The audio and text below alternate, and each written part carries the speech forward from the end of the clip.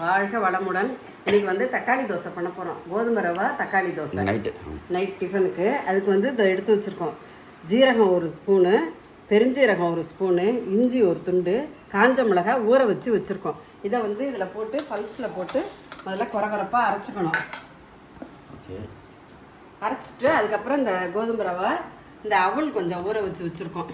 இந்த அவல் கொஞ்சம் ஊற வச்சுருக்கோம். இந்த கோதுமை ரவா, அவல், தக்காளி பழம் எல்லாம் ஒன்றா போட்டு அரைச்சிக்கணும். அரைச்சிட்டு கரைச்சி தோசை ஊற்ற வேண்டியது தான். அதுக்கு இட்லி மாவு இருந்தால் கொஞ்சம் கலந்துக்கலாம். இட்லி மாவு இல்லைன்னா கொஞ்சம் அரிசி மாவு கலந்துக்கணும். எங்கள் வீடியோவை ஃபுல்லாக பாருங்கள், ஸ்கிப் பண்ணாமல் ஃபுல்லாக பாருங்கள். எங்களுக்கு சப்போர்ட் பண்ணுங்கள். எங்கள் சேனலுக்கு காஞ்ச மிளகாய், ஜீரகம், பெருஞ்சீரகம் எல்லாம் போட்டு பல்ஸில் போட்டு ஒரு அடி அடித்தாச்சு. அதோட கோதுமை ரவை, இந்த அவல் போட்டிருக்கோம். இதை போட்டு கொஞ்சம் நைஸாக அரைச்சிக்கணும். அதுக்கப்புறம் தக்காளி பழம் போட்டுக்கணும். அது கூட தக்காளியும் போட்டு அரைக்கணும். இந்த தக்காளி பழமும் போட்டு நைஸாக அரைச்சிக்க வேண்டியது தான். எல்லாம் போட்டு நைஸாக அரைச்சாச்சு. கோதுமை ரவை, அவல், தக்காளி பழம் எல்லாம் போட்டு நைஸாக அரைச்சி எடுத்தாச்சு மாவு. அதில் வந்து கொஞ்சம் அரிசி மாவு கலந்துக்கணும். இட்லி மாவு இருந்தால் கலந்துக்கலாம், இட்லி மாவு இல்லை.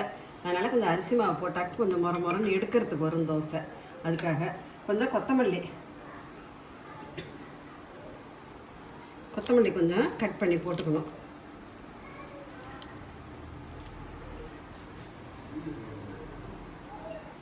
இந்த தோசைக்கு தேவையான அளவு உப்பு போட்டுக்கணும். போட்டு நல்லா கலந்துக்கணும்.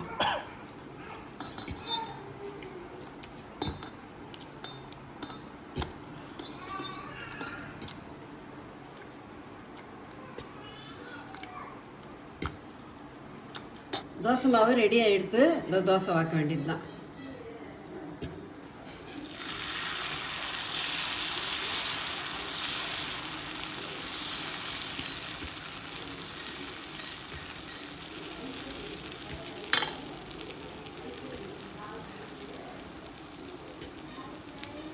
சுற்றி எண்ணெய் விட்டுக்கணும்.